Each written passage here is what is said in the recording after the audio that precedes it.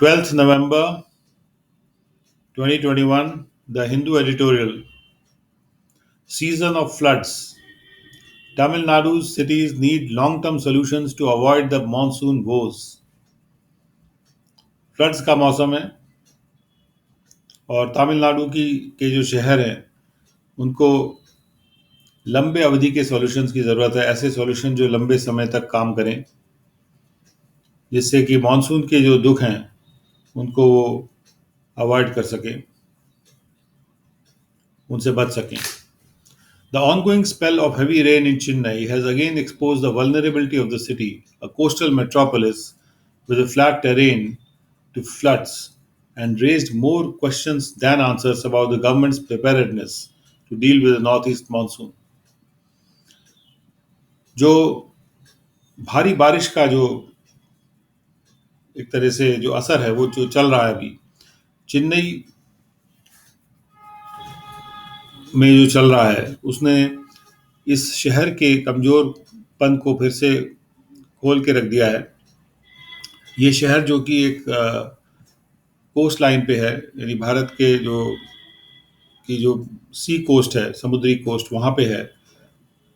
एक बहुत बड़ा शहर है जिसका ज़मीन जो है वो फ्लैट है और इसकी जो कमजोरी है फ्लड्स के प्रति वो एक्सपोज हो गई है और क्वेश्चन ज़्यादा रेज हो गए हैं बजाय आंसर्स के गवर्नमेंट की तैयारी के बारे में कि क्या वो नॉर्थ ईस्ट मानसून से डील कर सकती है.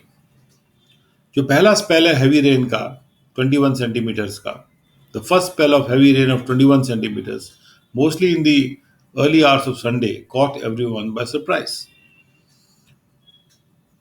जो पहला दौर आया था हैवी बारिश का उसने सबको अचंभे में ला दिया. Despite storm water drains and waterways running to about 700 kilometers being cleared in the last 4 months, no tangible improvement was seen in the problem of inundation. इसके बावजूद कि जो जो नाले थे जो स्टॉर्म वाटर को ले जाते हैं और जो पानी के जो रास्ते हैं 700 किलोमीटर के रास्ते साफ किए गए थे पिछले 4 महीनों में, उसके बावजूद भी कोई छूने योग्य या दिखने योग्य कोई इम्प्रूवमेंट नहीं देखा गया फ्लडिंग की प्रॉब्लम में.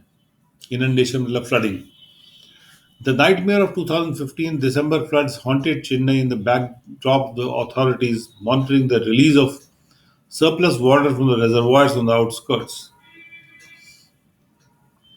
2015 के दिसंबर फ्लड्स का जो नाइटमेयर था वो चेन्नई को अभी भी हॉन्ट कर रहा है. इस पृष्ठभूमि में जहाँ पे अथॉरिटीज जो मॉनिटर कर रहे हैं सरप्लस वाटर की रिलीज को रिजर्वायर से चेन्नई के बाहर की तो और आउटस्कर्ट्स में, उनके लिए ये नाइटमेयर अभी भी हॉन्ट कर रहा है कि फिर से वो ना हो जाए. Even as the city was struggling to get back to normality, there was a depression in the Bay of Bengal which crossed the coast near Chennai on Thursday. जैसे जैसे ये शहर जो था संघर्ष कर रहा था कि सामान्यता की तरफ वापस आने के लिए, बे ऑफ बंगाल में बंगाल की खाड़ी में एक डिप्रेशन था जिसने कोस्ट को क्रॉस किया चेन्नई के पास थर्सडे को. This time the city did not experience very heavy rainfall, but several suburbs such as Tambaram and Red Hills recorded over 22 centimeters of rain. इस बार जब ये डिप्रेशन ने क्रॉस किया तो ये सिटी जो है इसने बहुत हैवी रेनफॉल अनुभव नहीं की, लेकिन बहुत से कई सारे ऐसे सबर्ब हैं क्योंकि बिल्कुल मेन शहर में नहीं, उसके बाहर की तरफ अर्बन एरियाज हैं जैसे तंबरम और रेड हिल्स, वहाँ पे उन्होंने 22 सेंटीमीटर रेन रिकॉर्ड की है. In the last 4 days, the other parts of the state too were at the receiving end of the monsoon. और पिछले 4 दिनों में इस राज्य के जो दूसरे भाग हैं उनको भी मानसून काफी प्राप्त हुई. Nagapattinam, one of the backward areas of the Kaveri Delta, was battered after 31 centimeters fell in a day. Nagapattinam जो कि कावेरी डेल्टा के बैकवर्ड एरिया में से आता है, तो वो बुरी तरह से बैटर हुआ, यानी प्रताड़ित हुआ, मार पड़ी उसको बारिश की. करीब जब 31 सेंटीमीटर की रेन एक ही दिन में गिरी उसके बाद. The crux of the problem is the issue of drainage, be it in Chennai or in Nagapattinam. इस प्रॉब्लम का जो मुख्य पार्ट है, क्रक्स है, जो सेंटर है, जो निचोड़ कह सकते हैं, वो है ड्रेनेज का इशू, चाहे वो चेन्नई में हो, चाहे वो नागापट्टिनम में हो. In large urban settings such as Chennai, shrinking open space, the gap between the coverage of the drains and that of the sewer lines, aging drains and sewer networks in core areas of the city, and encroachments or obstructions hampering the free flow of water are responsible for the mess. एक बड़ी urban setting में जैसे कि चेन्नई है, जहाँ पे open space सिकुड़ रहे हैं, जो ड्रेन्स हर जगह को कवर नहीं करते हैं, और सीवर लाइंस हर जगह है नहीं. जो भी नाले हैं वो उनकी उम्र काफ़ी हो गई है. जो सीवर का नेटवर्क है वो उसका भी उम्र काफ़ी हो गया है सिटी के कोर एरियाज में. और कई कई जगह पे लोगों ने एनक्रोच कर रखा है या अड़चन लगा रखी है, जहाँ पे जिससे पानी का फ्लो रुक जाता है या उस पर उसका रेजिस्टेंस होता है. और ये कारण है इस मैस के, इस बुरी हालत के. यही जिम्मेदार है. The city is blessed with a few rivers such as the Coombe and the Adyar, apart from a number of canals, including the Buckingham Canal. इस शहर को आशीर्वाद है बहुत सारे कुछ नदियों का भी, जैसे कुओम और अद्यर, ये दो नदियां हैं वहाँ पे. इसके अलावा वहाँ पे नहरें हैं, जिसमें कि बकिंगम नहर भी एक नहर है, इसमें शामिल है. All these water bodies, if properly maintained, can be very effective flood carriers, sparing several residential localities from inundation. ये सारी की सारी जो वाटर बॉडीज हैं, जो रिवर्स हैं, जो कैनाल्स हैं, अगर इनको प्रॉपरली मेंटेन किया जाए तो ये काफ़ी इफेक्टिव फ्लड को ले जाने वाली हो सकती हैं, और इससे ये बचा सकती हैं कई सारी रेजिडेंशियल लोकेलिटीज़ को फ्लड से. The state government, which is executing a couple of integrated stormwater drain projects, should look for durable solutions to the city's long-standing woes and executing them in a short span of time. State government जो कि integrated यानी मिले जुले संगठित storm water drain projects को बना रही है, जो 2 है कम से कम, और उनको हमेशा रहने वाली सॉल्यूशन बने रहने वाली सॉल्यूशन की तरफ देखना चाहिए, जो इस सिटी की लॉन्ग स्टैंडिंग लंबे समय से जो दुख चले आ रहे हैं उनके लिए, और उनको कम समय में उनको बनाना चाहिए, एग्जीक्यूट करना चाहिए.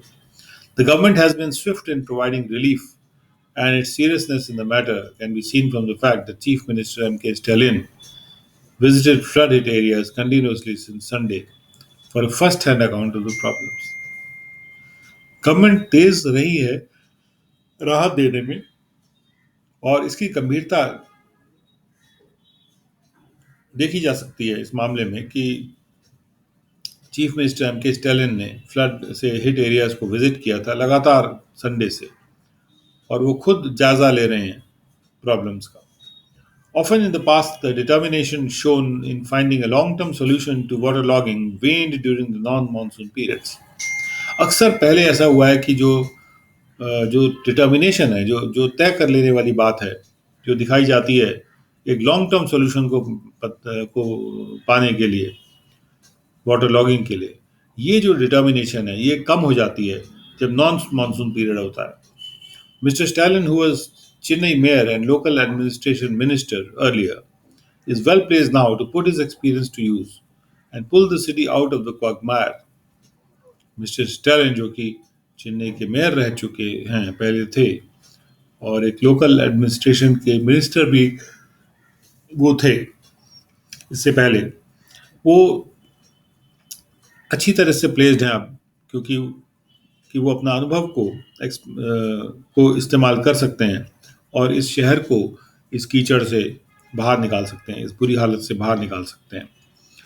The people too should be responsible enough in ensuring that the water bodies and drains are not turned into dumps.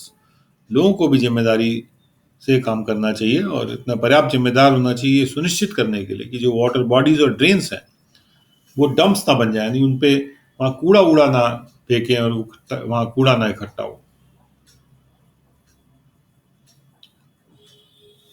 Second editorial, undefined role. India must be clear on how it wants to shape Afghanistan's destiny under the Taliban.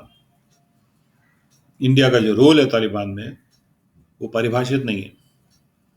Bharat को ये clear होना चाहिए कि कैसे वो अफगानिस्तान की destiny को shape करना चाहता है तालिबान के अंतर्गत. By holding the third regional security dialogue on Afghanistan chaired by NSA Ajit Doval this week, New Delhi has sent out three strong messages. One, that it wishes to remain an important and engaged player in the future of Afghanistan. Second, that with the exit of US NATO troops, the ideal solution to the situation is through consensus in Afghanistan's extended neighborhood, including Russia. And third, that the Afghan humanitarian crisis should be the region's immediate priority, and political differences can be set aside to help. तीसरा जो क्षेत्रीय security dialogue Afghanistan पे hold किया गया है, जिसके chairman थे NSA के अजीत डोवाल, इस हफ्ते में जो जो जो जो होल्ड किया गया है, तो उसमें न्यू दिल्ली ने तीन बड़े मजबूत मैसेजेस भेजे हैं. पहला तो ये कि इंडिया ये चाहता है कि वो एक इम्पोर्टेंट और एंगेज प्लेयर बना रहे, जो जुड़ा हुआ प्लेयर बना रहे अफगानिस्तान के फ्यूचर के बारे में. दूसरा ये कि जैसे जैसे यूएस और नाटो ट्रूप्स का एग्जिट हुआ है, तो आदर्श सोल्यूशन तो ये रहेगा सिचुएशन के लिए कि कंसेंसस बनाया जाए, सब लोग एक सोच पे आए. अफगानिस्तान का जो विस्तार से जो नेबरहुड है जिसमें रशिया भी शामिल है, उसको भी सब लोग आपस में कंसेंसस बना लें. और तीसरा, कहने का मतलब एक किसी देश को मौका ना दिया जाए वो सब कुछ कंट्रोल कर ले, जैसे पाकिस्तान वगैरह. सब लोग एक कंसेंसस बनाएं, जो जितने भी नेबर्स हैं.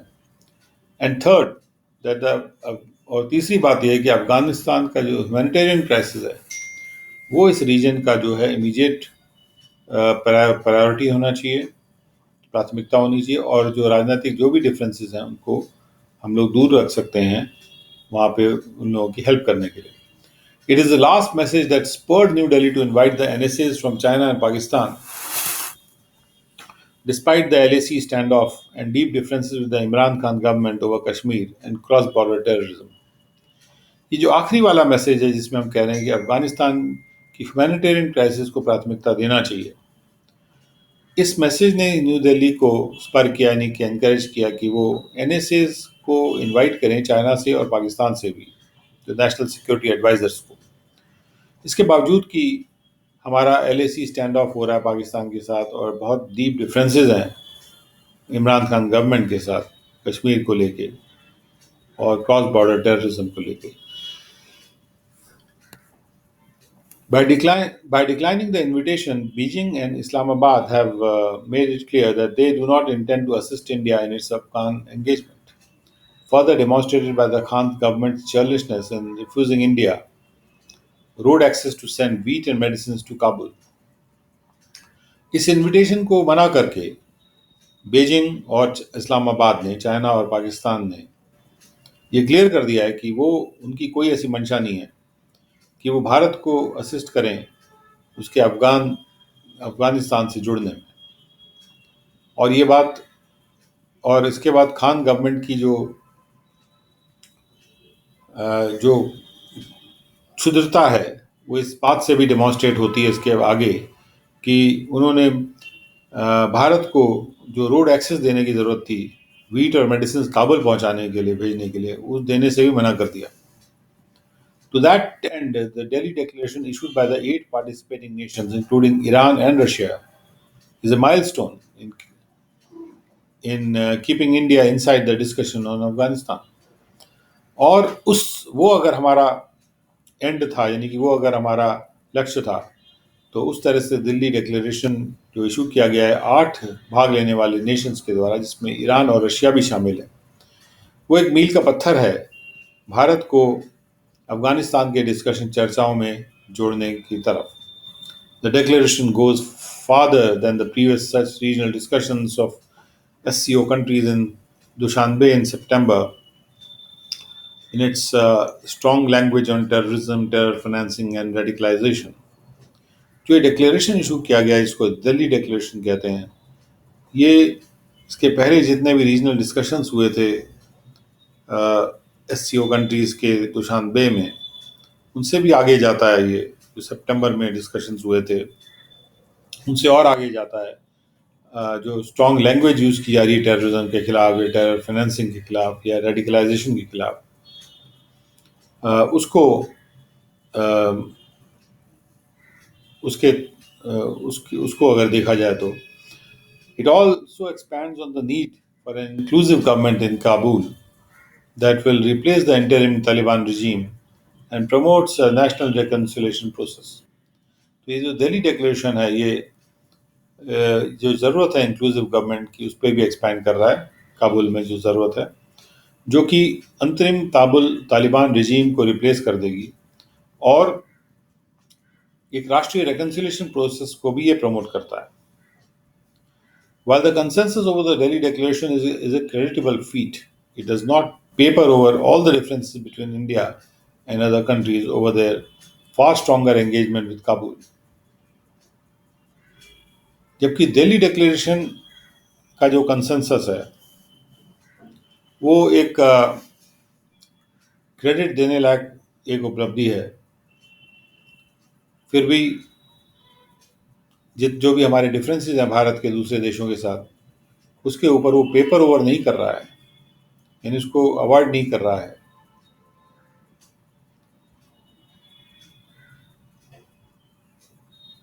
कि इंडिया का स्ट्रॉन्गर एंगेजमेंट काबुल के साथ होना चाहिए कि नहीं होना चाहिए। For instance, Turkmenistan sent a ministerial delegation to discuss connectivity with the Taliban, while Uzbekistan accorded the visiting Taliban deputy PM full protocol and discussed trade, transit and the construction of a railway line.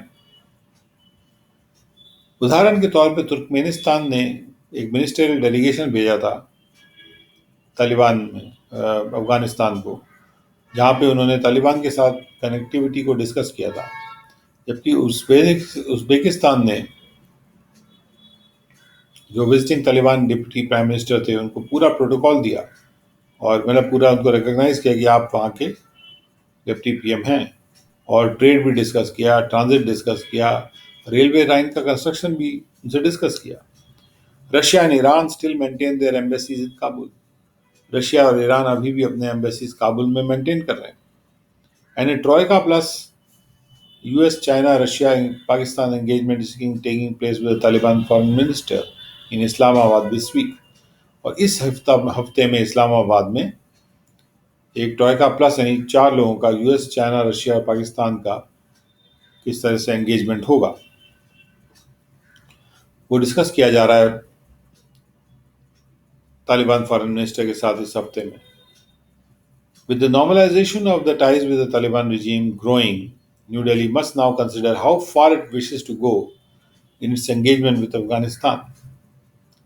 जैसे जैसे ties यानी relations normalise हो रहे हैं Taliban regime के साथ और ये नॉर्मलाइजेशन बढ़ रहा है, अब न्यू दिल्ली को ये कंसिडर करना चाहिए कि कितना दूर वो जाना चाहता है अपने तालिबान के साथ, अपने अफगानिस्तान के साथ, अपने जुड़ाव के साथ। On the one hand, India has publicly held talks with Taliban officials twice and expressed solidarity with Afghans, but on the other has refused practically all visa seekers, made no monetary contribution to the humanitarian crisis there, has made no bid to continue with the plans for trade and connectivity with Afghanistan. एक तरफ तो एक हाथ पे तो भारत ने publicly talks किए हैं तालिबान ऑफिशियल्स के साथ, 2 बार कर चुका है, और अफगान लोगों के साथ अपनी सॉलिडारिटी को भी उन्होंने एक्सप्रेस किया है, लेकिन दूसरी ओर उन्होंने प्रैक्टिकली हर वीसा जो मांगने वाला व्यक्ति है उसको मना कर दिया है, और कोई पैसा भी का कंट्रीब्यूशन भी ह्यूमैनिटेरियन क्राइसिस की तरफ वहाँ नहीं दिया, और कोई भी कोशिश नहीं की है कि वो ट्रेड और कनेक्टिविटी के जो प्लान्स हैं अफगानिस्तान के साथ वो आगे बढ़ाएं, उनको जारी रखें। India's desire to lead the discussion on Afghanistan destiny, as demonstrated by the NSC dialogue, is a worthy goal of a regional leader. but can only be fulfilled once the government defines more clearly that what it wants its Afghan role to be, despite all its differences with the regime now in power. Bharat की जो desire है, इच्छा है, जो चाहत है कि वो डिस्कशन को लीड करे अफगानिस्तान के डेस्टिनी के बारे में, जो कि डिमॉन्स्ट्रेट की गई है एनएसए डायलॉग के द्वारा भी, ये एक वर्दी गोल है, एक मूल्यवान गोल है एक रीजनल लीडर के लिए। लेकिन ये फुलफिल तभी हो सकता है एक बार गवर्नमेंट ये डिफाइन कर दे और भी ज़्यादा क्लियर तरीके से कि वो क्या चाहती है कि उसका अफगान में रोल क्या होगा। इसके बावजूद कि जो भी पावर में डिफरेंसेस हैं, जो रिजीम है वहाँ पे, उसके साथ जो भी हमारे डिफरेंसेस हैं, उसके बावजूद भी हमारा क्या रोल अफगानिस्तान में होगा, भारत को चाहिए कि उसको डिफाइन करे।